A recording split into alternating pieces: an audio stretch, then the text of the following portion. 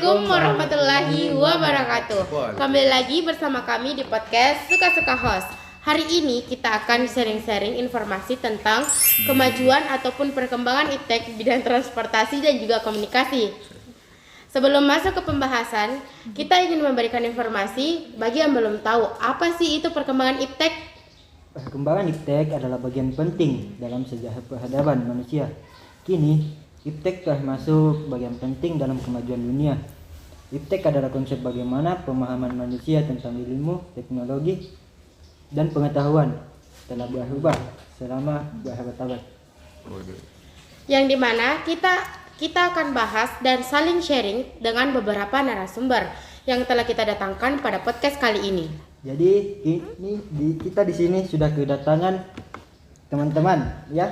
Silakan teman-teman untuk perkenalkan dia terlebih dahulu. Perkenalkan, nama saya Nur Amalia dari tim transportasi. Perkenalkan, nama saya Prima Puspita Winarti dari tim transportasi. Saya Putri Aryani dari tim transportasi. Saya Nur Hida Rusman dari tim transportasi. Saya Cantika Nur Alifka dari tim komunikasi. Saya Nura Brilianti dari tim komunikasi. Saya Gloridea dari tim komunikasi. Saya Abdul Aziz dari tim PDI.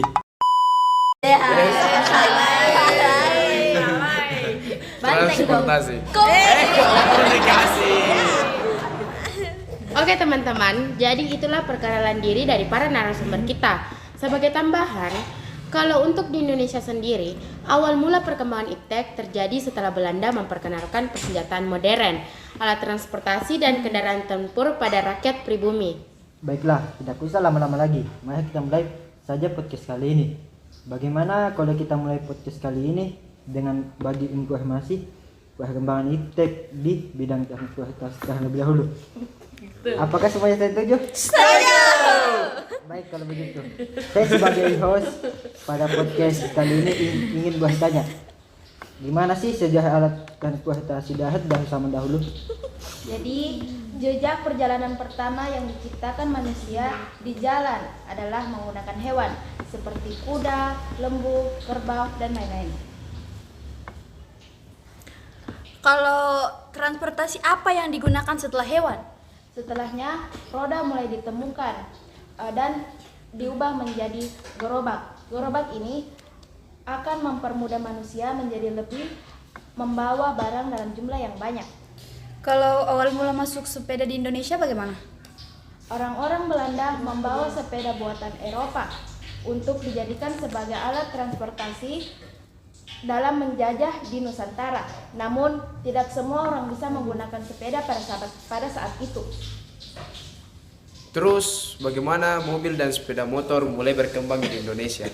Diciptakan pada tahun 1920. Namun, perkembangan mobil dan sepeda motor semakin pesat saat pasca kemerdekaan. Memasuki tahun 1970-an, investasi dan kerjasama Indonesia terjalin dengan Jepang. Untuk menunjang transportasi di Indonesia, pemerintah banyak membangun infrastruktur seperti jalan raya dan tol. Lalu bagaimana dengan perkembangan kereta api di Indonesia? Perkembangan kereta api di Indonesia dimulai sejak zaman Hindia Belanda. Pada tanggal 17 Juni 1874, Gubernur Jenderal Baron Sloet van Belle membangun rel kereta api pertama kali di Jawa. Pada tahun 1891 dan 1894, pemerintah Hindia Belanda membangun rel kereta api antara Teluk Bayur dan perkembangan batu bara di Sawah Lunto. Pada tahun 1922 dibuka jalur kereta api publik antara Ujung Pandang dan Takalar sepanjang 47 km sebelum akhirnya ditutup pada 1930.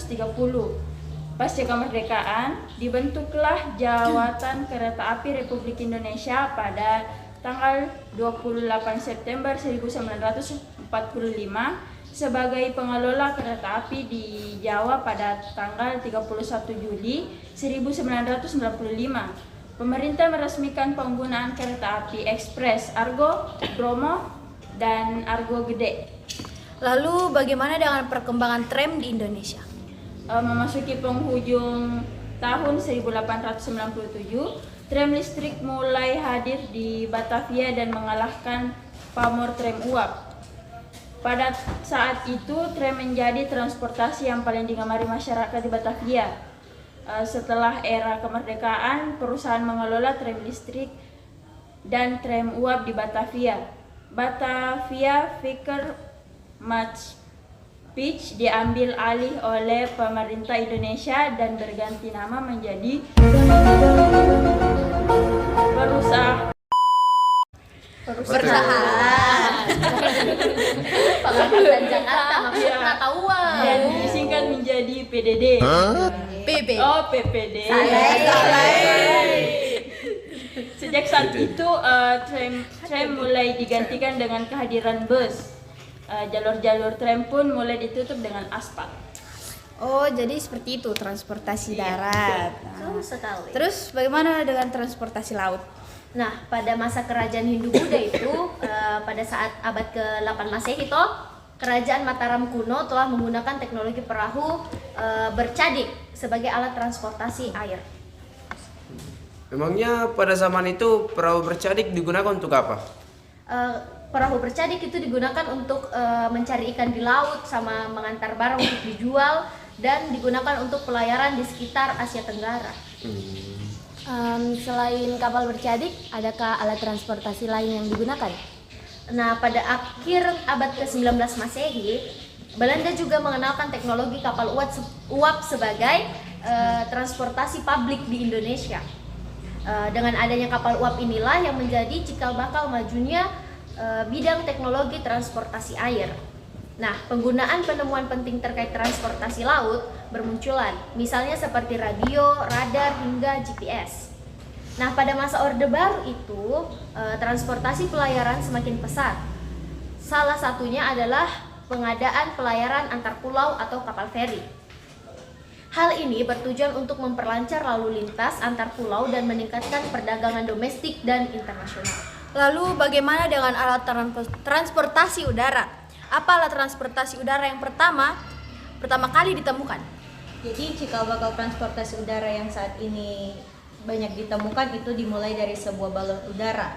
Pada tahun 1782, Joseph dan Jacques berhasil menerbangkan sebuah balon udara setinggi 300 meter, lalu meneliti dengan mencoba membawa hewan-hewan pada awalnya, kemudian berkembang hingga bisa membawa manusia sebagai penumpang. Terus mulai kapan ada pesawat? Seperti yang pesawat kita lihat di langit.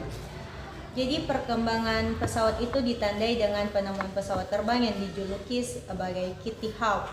Kala itu pada tahun 1903 ada dua peneliti yang merancang mesin pesawat terbang hingga akhirnya rancangan tersebut berguna mengangkut manusia maupun barang dengan jarak yang jauh secara cepat.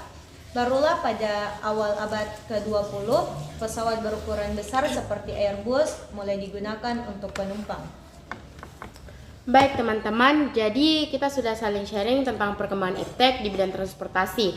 Sekarang bagaimana kalau kita berpindah di bidang komunikasi?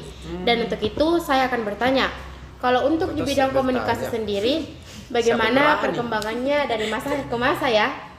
Untuk perkembangan di bidang komunikasi, kami membaginya menjadi 3 bagian. Yang pertama dari masa prasejarah, yang kedua dari masa sejarah, serta yang ketiga masa modern seperti sekarang. Nah, kalau pada masa prasejarah itu toh alat komunikasi apa yang digunakan oleh orang-orang yang hidup pada zaman itu? Jadi pada masa prasejarah itu gaya ada di Podcast sudah gelap, kita mata gelap lagi. Teman pesaren. Jadi pada masa prasejarah itu orang manusia yang hidup pada zaman itu disebut manusia purba. Mereka belum tahu tulisan atau semacamnya. Jadi mereka itu melukis di dinding-dinding gua. Dengan cara itu juga mereka menyampaikan informasi yang mau ucapkan. Tidak hanya tulisan yang belum ditemukan pada saat itu, tapi bahasa juga yang digunakan belum ditemukan. Jadi kalau mereka mau mengobrol cuma dengan dengusan saja, dengan gerakan tangan. Bagaimana dengusannya? Contohnya? Kesana dong.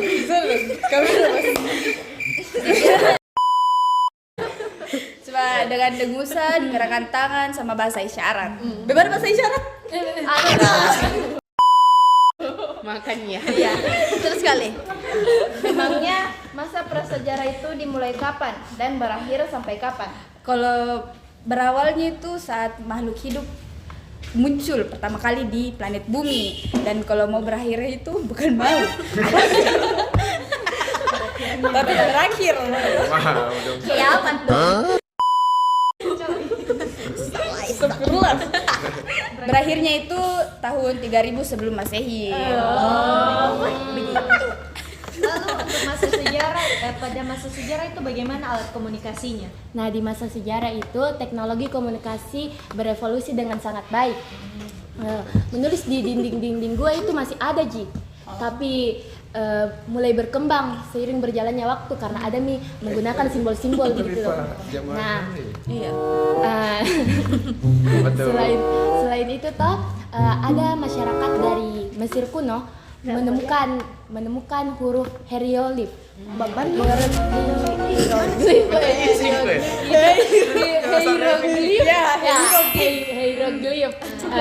Dia juga menemukan kertas dari daun pohon. papirus. Ya. Dari Papilus itu kalau monkey makanannya butir-butir. Selain di Mesir juga tuh ada perkembangan dalam menulis di Cina. Salah satu tokohnya yang menemukan itu adalah Sailun. Sailun. Berkawan Cina. Nah, Sailun itu menemukan kertas dari serat bambu. Dia gunakan itu tuh menulis di atas serat bambu menggunakan tinta. Jadi begitu ya. Terus kok Manjo? Memangnya itu zaman sejarah berakhirnya pas kapan? Ih, coba tebaki. Nggak tahu. Coba Aku penjawab. tanya ini. Iya. Iya, jadi itu tuh berakhir pada tahun 1400 Masehi. Begitu. Kalau di masa modern, bagaimana perkembangan alat komunikasinya? Pada masa modern, alat komunikasi dimulai dari mesin ketik, terus berlari ke ke surat-surat kayak dulu, surat diantar pakai merpati pada masa kerajaan. Mungkin. Iya. Terus berkembang lagi jadi surat pos yang sampai sekarang mungkin masih ada tetapi sudah mulai redup. Redup lampu kapan? Pamornya karena sudah banyak ada. Sudah banyak alat komunikasi lain yang lebih bagus kualitasnya. Lalu berkembang lagi koran, radio hingga telepon rumah. Terus HP yang dimana masih digunakan untuk menelpon sama SMS. Halo? Itu pun SMS masih terbatas. Kodong. Jumlah hurufnya jadi belum maksimal. Pakai pulsa tidak? Pakai dong. Apa saja?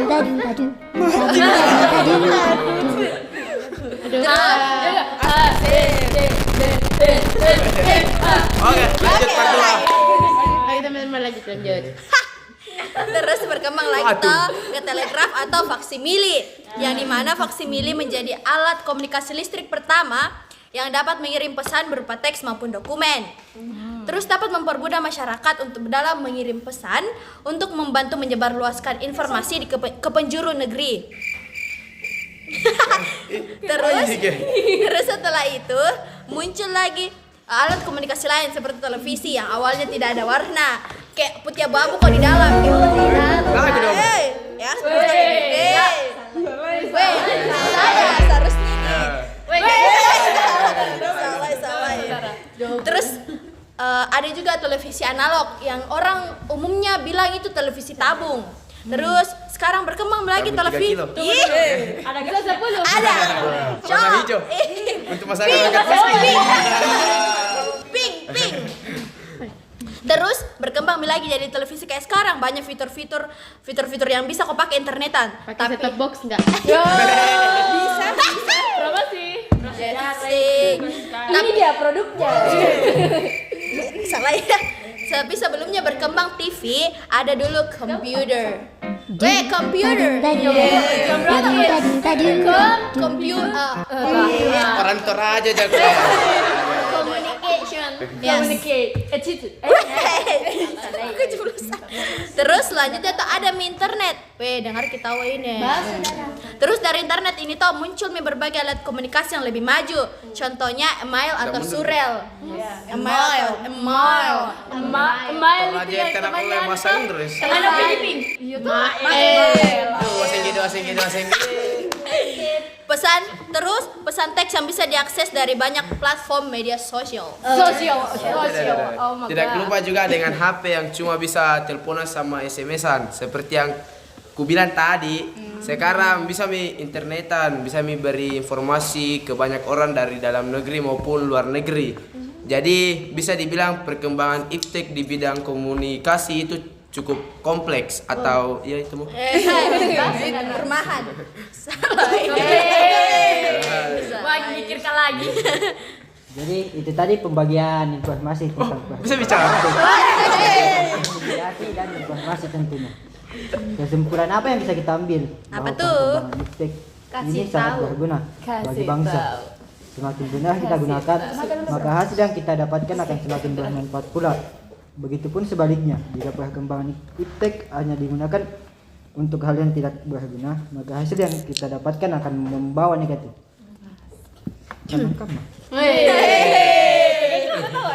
Oke, besti. kita bangku ya. Oke, besti. Dan dengan adanya perkembangan zaman ini, kita juga harus tetap berhati-hati dalam bertindak. Ada iklan. Oke, lanjut ya. Lanjut. Dan tidak semua hal yang kita lihat di internet itu benar. Dengan luasnya jangkauan internet, kita dapat memilih hal mana yang baik dan menghindari hal yang menyimpang. Baik. Kok menyimpang? Yes. Mau menyimpang weh. Salah. Baik, itulah tadi podcast tentang perkembangan iptek di bidang transportasi dan juga komunikasi. Kami selaku host pada Kita lagi podcast dengar makanya hot sekali sih. Hot gampang. Kasih tisu. Kasih dulu hostnya. kami selaku host pada podcast kali ini mengucapkan banyak terima kasih kepada para narasumber sekalian yang telah meluangkan waktu untuk hadir di podcast Suka-Suka Host. Jangan lupa minimal juga. Belakang layar. Suka-Suka Host. Kali ini saya Andi Wiwi Lesari. Saya menjawab Wih, Adios.